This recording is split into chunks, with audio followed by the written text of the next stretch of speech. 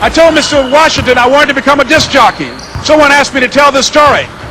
And he said, Les Brown, he said, if you want to do anything worthwhile in life, you've got to be hungry. And so I started working to develop myself. He said, I want you to practice every day being a disc jockey. I said, but I don't have any job now. He said, it doesn't matter. He said that it's better to be prepared for an opportunity and not have one than to have an opportunity and not be prepared. So every day I was working to develop myself. And that's what you must do. And as I was working to develop myself, I applied for a job as a disc jockey, WMB, on Miami Beach.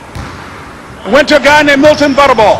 I said, how you doing, Mr. Butterball? I'd like to get a job as a disc jockey. He looked at me, he said, do you have any broadcast background? I said, no, sir, I don't. Do you have any journalism background? I said, no, sir, I don't. He said, we don't have any jobs available. I said, yes, sir. I went back to Mr. Washington and I told him. He said, don't take it personally. He said, most people are so negative, they will have to say no 7 times before they say yes. He said, go back again. So I went back again. I said, how you doing, Mr. Butterball? My name is Les Brown. He said, I know what your name is. What do you want? I said, I'd like to know whether or not you have any jobs as a disc jockey, sir. He said, didn't I just tell you yesterday we didn't have any jobs? I said, yes, sir, but I know whether or not somebody got laid off or somebody was fired, sir. He said, no one was laid off or fired. Now get on out of here. I came back the next day. Hello, Mr. Butterball. How are you? He said, fine. What do you want now? I said, I'd like to know whether or not you got any jobs, sir. Didn't I tell you the last 2 days we didn't have any jobs? I said, yes, sir, but I don't know whether or not somebody got sick or somebody died, sir. He said, no one got sick or died. Now don't come back here and throw me out again. I came back the next day like I was seeing him for the first time. I said, hello, Mr. Butterball. How are you? He looked at me with rage. He said, go get me some coffee. I said, yes, sir.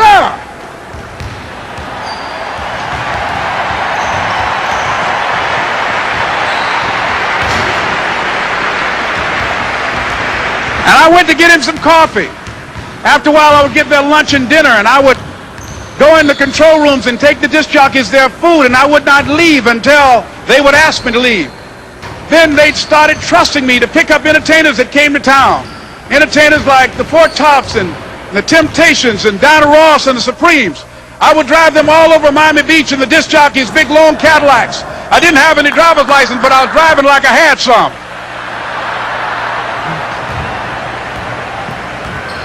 And one day, one Saturday afternoon, while I was at the radio station, a guy named Rock was drinking while he was on the air. I was the only one there, looking at him through the control room windows, walking back and forth, young, ready, and hungry. I was saying, drink, Rock, drink. Drink, Rock. I'd have gone to get him some more if he'd asked me to. Pretty soon the phone rang, and it was the general manager. And I answered the phone. I said, hello? He said, Les, this is Mr. Klein. I said, I know. He said, Rock can't finish his program. I said, I know. He said, would you call one of the other DJs in? I said, yes, sir. I hung the phone up. I said, now he must think I'm crazy. I called my mom and my girlfriend, Cassandra. I said, y'all turn up the radio and come out on the front porch. I'm about to come on the air.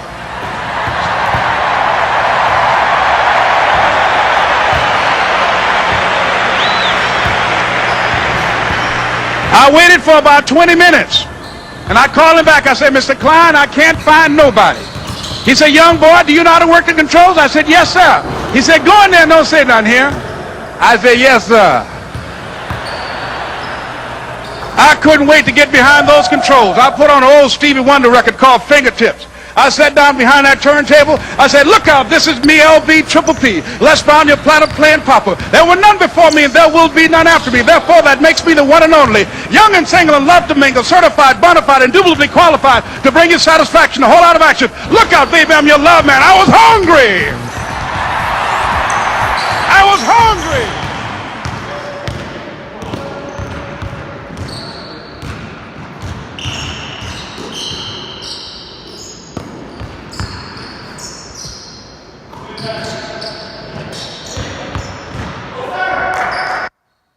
I told Mr. Washington I wanted to become a disc jockey.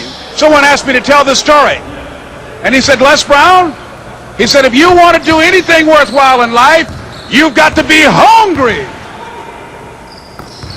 And so I started working to develop myself. He said, I want you to practice every day being a disc jockey. I said, but I don't have any job now. He said, it doesn't matter.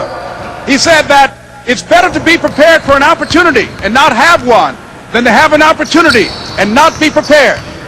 So every day I was working to develop myself. And that's what you must do. And as I was working to develop myself, I applied for a job as a disc jockey, WMB, in Miami Beach. I went to a guy named